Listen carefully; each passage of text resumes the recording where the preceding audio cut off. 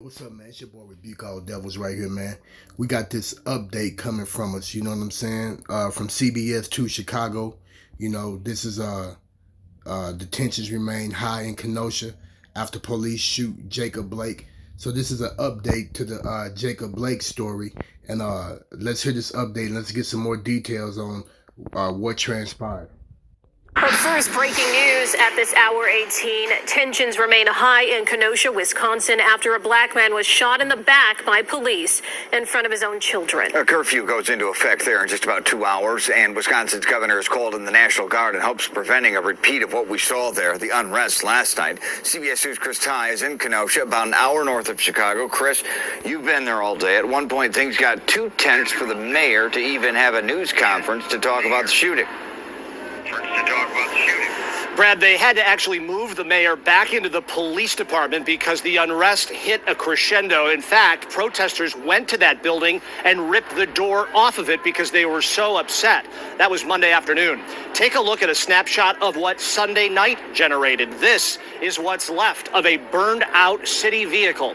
And so this evening, they have a number of things in place. They have streets closed, they have a curfew in place, and they have the National Guard en route. And that's not it. Take a look behind me, the steps of the Kenosha County Courthouse. Hundreds of Black Lives Matter protesters here to have their voices heard. And a warning, some of what you're about to witness may be upsetting to some viewers.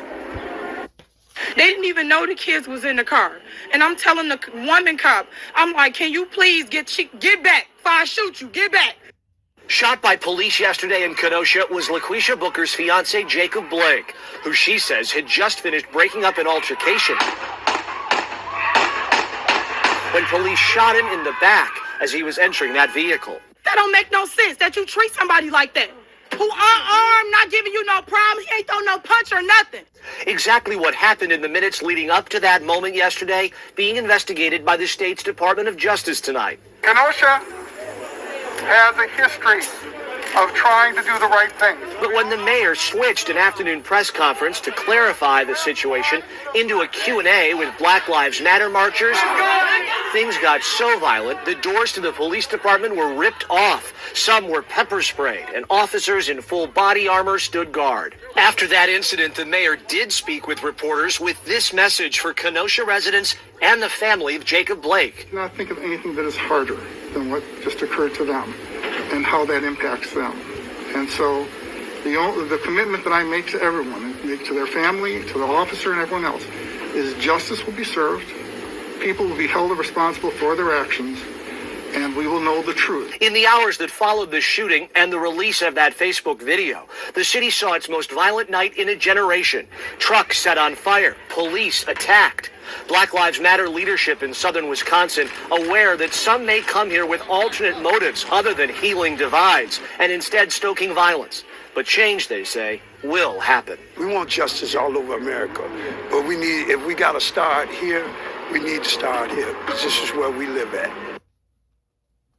We are told Mr. Blake is improving at the hospital here in Kenosha. We can also say that the investigation into this case and the police misconduct is not being handled at a local level, Brad. It is the Wisconsin Department of Justice that is handling it.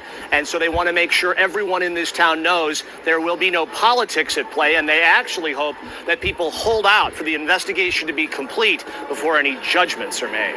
Yeah, Chris, and as you so well displayed the burned out city trucks. I understand, as you mentioned, there's a Black Lives Matter march in minutes. And as you mentioned, how deep is the concern that outsiders with different motives may come into Kenosha like they have elsewhere, like they have here, to use this moment in time, if you will? Yeah, we've seen this blueprint before, even in Chicago. Folks coming to places like Kenosha where the unrest is fresh and maybe people don't know how to sniff out the folks who aren't here for the motives of the Black Lives Matter folks who are really here to try to affect change and not being here to try to stir a pot in an unproductive way. In fact, the local head of the Black Lives Matter movement told me that's one reason he does not have permits when he fills out permits for these sort of marches. He doesn't want to be responsible for any folks who are coming from outside that he can't be responsible for. Again, an eventful night is unfolding already here in Kenosha, with this march set to start in just a couple minutes. Okay, we will be there tonight too. Chris Tye, thank you.